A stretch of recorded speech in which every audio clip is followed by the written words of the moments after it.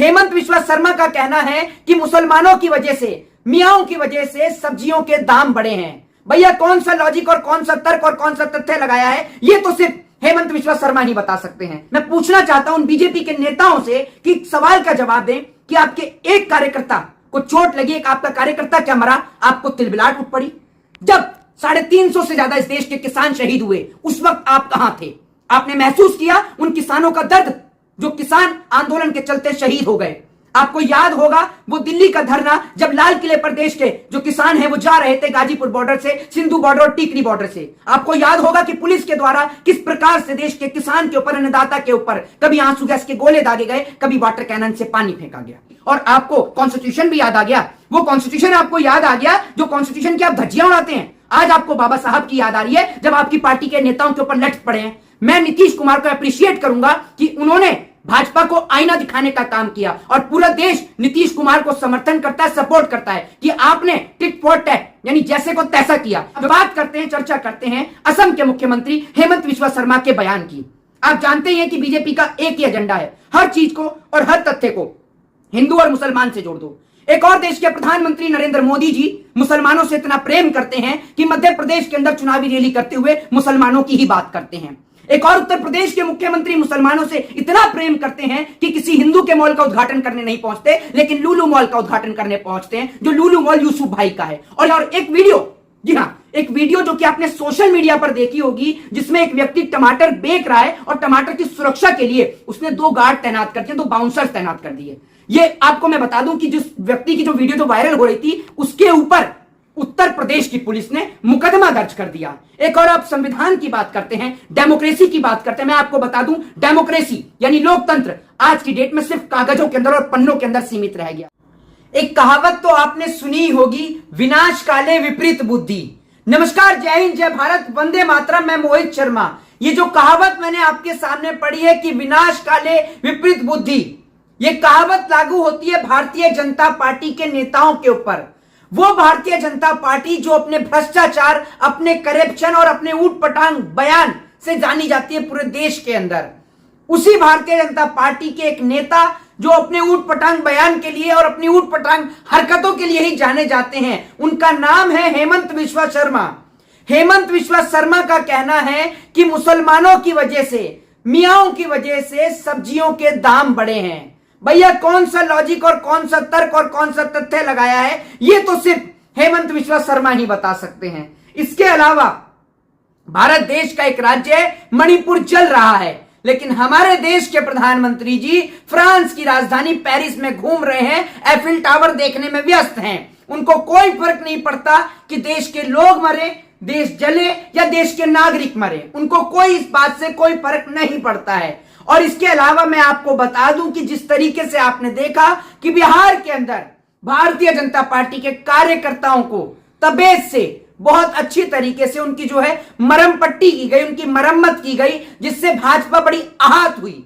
उस भाजपा के आहत हो जाने के बाद में बीजेपी के कार्यकर्ता तिलबिला उठे और जगह जगह जो आरजेडी और जो महागठबंधन की जो सरकार है, नीतीश कुमार के विरोध के पोस्टर्स और नारे लगाने लगे। मैं पूछना चाहता हूं बीजेपी के नेताओं से कि सवाल का जवाब दें कि आपके एक कार्यकर्ता को चोट लगी, एक आपका कार्यकर्ता क्या मरा, आपको तिलबिलाट उठ पड़ी? जब 350 से ज्यादा इस देश के किसान शहीद हुए, उस वक्त आप कहां थे? आपने महसूस किया उन किसानों का दर्द जो किसान आंदोलन के चलते शहीद हो गए?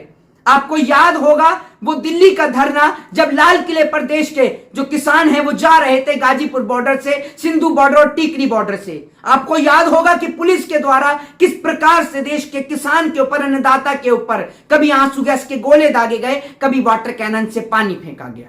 और उस आंदोलन के चलते 1 साल से ज्यादा जो आंदोलन चला, उस आंदोलन के चलते 350 से ज्यादा किसान भाई हमारे शहीद हुए और उनको शहीद भी किया गया। आपने देखा होगा कि किस प्रकार से देश के किसान के ऊपर गाड़ी चढ़ाई गई। आपने देखा होगा कि आंदोलन के चलते कितने किसान नेताओं को जेल के अंदर बंद कर दिया गया। क्या तब भारतीय जनता पार्टी को याद नहीं आई ह्यूमैनिटी की, मानवता की और इंसानियत की? जब आज खुद के कार्यकर्ताओं के ऊपर लट पड़े, तब आपको सारी चीजें याद आ गई, इंसानियत भी याद आ गई, मानवता भी याद आ गई और आपको कॉन्स्टिट्यूशन भी याद आ गया। वो कॉन्स्टिट्यूशन आपको याद आ गया जो कॉन्स्टिट्यूशन की आप धज्जियां उड़ाते हैं। आज आपको बाबा साहब की याद आ रही है जब आपकी पार्टी के नेताओं के ऊपर लठ पड़े हैं। मैं नीतीश कुमार को अप्रिशिएट करूंगा कि उन्होंने भाजपा को आईना दिखाने का काम किया और पूरा देश नीतीश कुमार को समर्थन करता है, सपोर्ट करता है कि आपने टिट फॉर टैट यानी जैसे को तैसा किया। क्योंकि पूरे देश के अंदर अगर कहीं भी धरने और प्रदर्शन होते हैं जहां बीजेपी की सरकार है, वहां पर बुरी तरीके से लाठीचार्ज की जाती है, लोगों को मारा जाता है और ऐसे मारा जाता है और गाड़ी के अंदर ऐसे ठूसा जाता है कि वो इंसान ना होकर भेड़ और बकरी हो। अब बात करते हैं, चर्चा करते हैं असम के मुख्यमंत्री हेमंत बिस्वा शर्मा के बयान की। आप जानते ही हैं कि बीजेपी का एक ही एजेंडा है, हर चीज को और हर तथ्य को हिंदू और मुसलमान से जोड़ दो। एक और देश के प्रधानमंत्री नरेंद्र मोदी जी मुसलमानों से इतना प्रेम करते हैं कि मध्य प्रदेश के अंदर चुनावी रैली करते हुए मुसलमानों की ही बात करते हैं। एक और उत्तर प्रदेश के मुख्यमंत्री मुसलमानों से इतना प्रेम करते हैं कि किसी हिंदू के मॉल का उद्घाटन करने नहीं पहुंचते, लेकिन लुलु मॉल का उद्घाटन करने पहुंचते हैं, जो लुलु मॉल यूसुफ भाई का है, और इतनी जल्दी में पहुंचते हैं कि भगवा गमछा भी डालना भूल जाते हैं। दूसरी ओर देश के प्रधानमंत्री जी अगर विदेशी दौरे पर जाते हैं तो मस्जिद में जाना नहीं भूलते, मिस्र की मस्जिद में भी होते हुए आ जाते हैं। तीसरी ओर जो भाजपा के जो नेता हैं जेपी नड्डा, वो मजार के ऊपर चादर चढ़ाने में कोई कसर कोई कमी नहीं छोड़ते। चौथी ओर भारतीय जनता पार्टी के सांसद गौतम गंभीर भी मजार के ऊपर चादर चढ़ाने में पीछे नहीं हटते, और वहीं उन्हीं पार्टी के नेता हिंदू मुसलमान करने में माहिर हैं। कहने का मतलब यह है कि एक व्यक्ति चोट देकर जाता है और दूसरा व्यक्ति वहीं से उन्हीं के घर परिवार का आकर पूछता है कि तुम्हें चोट कहां लगी। अब बीजेपी के ही नेता हेमंत बिस्वा शर्मा ने बयान दिया है कि जो सब्जी जो है वो मुसलमानों की वजह से महंगी हो रही है। ये तो मैं भी नहीं जानता कि कैसे महंगी हो रही है, पूरे देश में सब्जी का दाम बढ़ रहा है, टमाटर महंगा हो गया। और एक वीडियो, जी हाँ, एक वीडियो जो कि आपने सोशल मीडिया पर देखी होगी, जिसमें एक व्यक्ति टमाटर बेच रहा है और टमाटर की सुरक्षा के लिए उसने 2 गार्ड तैनात कर दिए, 2 बाउंसर्स तैनात कर दिए। ये आपको मैं बता दूं कि जिस व्यक्ति की जो वीडियो जो वायरल हो रही थी, उसके ऊपर उत्तर प्रदेश की पुलिस ने मुकदमा दर्ज कर दिया। एक और आप संविधान की बात करते हैं, डेमोक्रेसी की बात करते हैं। मैं आपको बता दूं, डेमोक्रेसी यानी लोकतंत्र आज की डेट में सिर्फ कागजों के अंदर और पन्नों के अंदर सीमित रह गया है।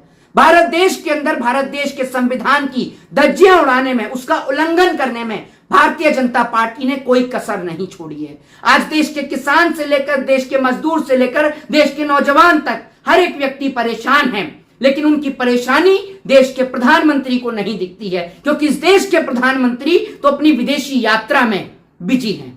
एक कहावत आपने सुनी होगी कि अगर आप कुत्तों को जो है वो घी हजम नहीं होता, ये कहावत किसके लिए है आप लोग अच्छी तरीके से समझ जाएंगे। लेकिन मैं आपसे यही कहना चाहूंगा कि एक ऐसे व्यक्ति को चुनिए जो देश को चला सके, ऐसे व्यक्ति को मत चुनिए जो देश को डुबा दे। और आज हमारे देश की अर्थव्यवस्था इतनी खराब है, देश की इकोनॉमिकल कंडीशन इतनी खराब है। आप देखिए ना एक बार, आप जो लोग कहते हैं कि बीजेपी ने इतना अच्छा काम किया है, आप सिर्फ एक ही चीज उठाकर देख लिए, साल 2014 से पहले देश के ऊपर कितना कर्जा था और आज कितना खर्चा है, और कितना डेवलपमेंट भाजपा ने किया है।